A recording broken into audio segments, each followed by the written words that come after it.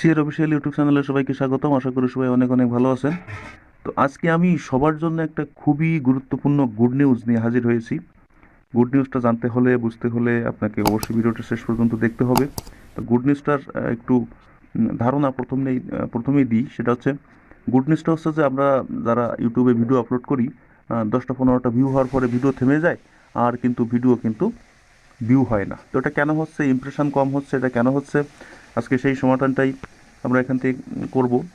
যে আজীবন আপনার ভিডিও কিভাবে ভিউ হতে থাকবে এবং সাবস্ক্রাইবার বাড়তে থাকবে। ওকে, অবশ্যই এটা তাহলে গুড নিউজ। আমরা এত কষ্ট করে কন্টেন্ট ক্রিয়েটার যারা আছি তারা ভিডিও বানাই, কিন্তু আসলে ভিডিও ভিউ যখন না হয় তখন আসলে মনটা খারাপ হয়ে যায় যে সবার ভিডিও ভিউ হচ্ছে, আমার ভিডিও দাঁড়িয়ে যাচ্ছে। তো এর অনেকগুলো কারণ থাকতে পারে। তো আমি আজকে সেই এর ভিতর অনেকগুলো কারণের ভিতর থেকে একটা কারণ সম্পর্কে আলোচনা করব, এবং এটা খুবই গুরুত্বপূর্ণ। সেই কারণটা হচ্ছে কিওয়ার্ড রিসার্চ।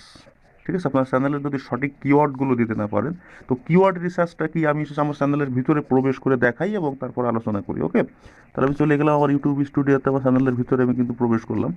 আপনারা আপনাদের চ্যানেলের ভিতরে প্রবেশ করবেন।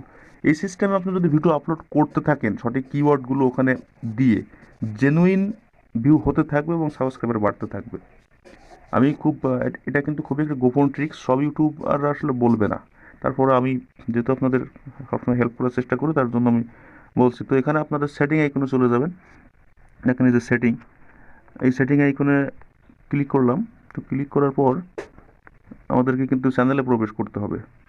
বিষয়টা কিন্তু খুবই সাধারণ, কিন্তু আমরা অনেকেই জানি না, এবং অনেকেই যেহেতু এই বিষয়গুলো প্রথম থেকে সেট আপ করা উচিত কিন্তু আমরা করি না। যাই হোক, এখন থেকে জানেন এবং দ্রুত সেট আপটা করে নেন, তা না হলে কিন্তু আপনার ভিউ কখনোই বাড়বে না। কারণ আপনার চ্যানেলের আপনার ভিডিও যদি ইমপ্রেশনটা যদি বেশি না যায়, মানে ইমপ্রেশন বলতে মানুষের কাছে যদি বেশি না পৌঁছায়, তো সেইখানে কিন্তু আপনার ভিউ অবশ্যই বাড়বে না, আপনার সাবস্ক্রাইবার অবশ্যই বাড়বে না।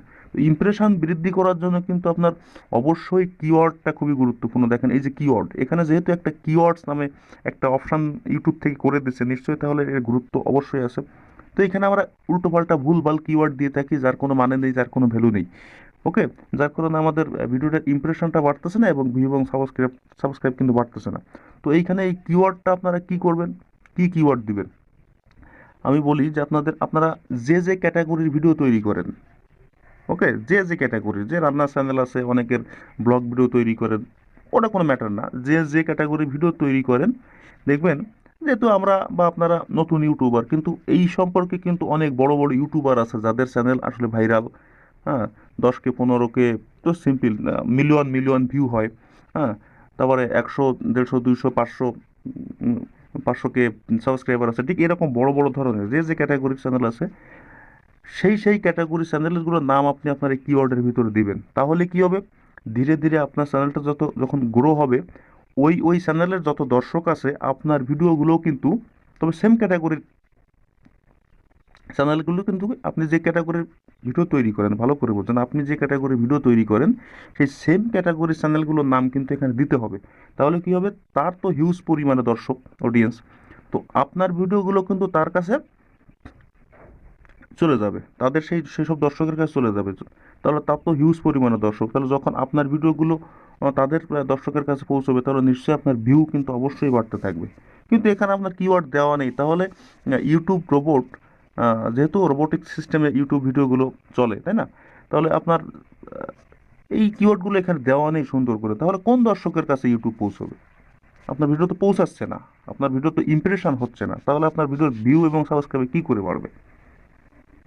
তাহলে বুঝতে পারলেন যে আসলে কিওয়ার্ডটা কতটাই গুরুত্বপূর্ণ।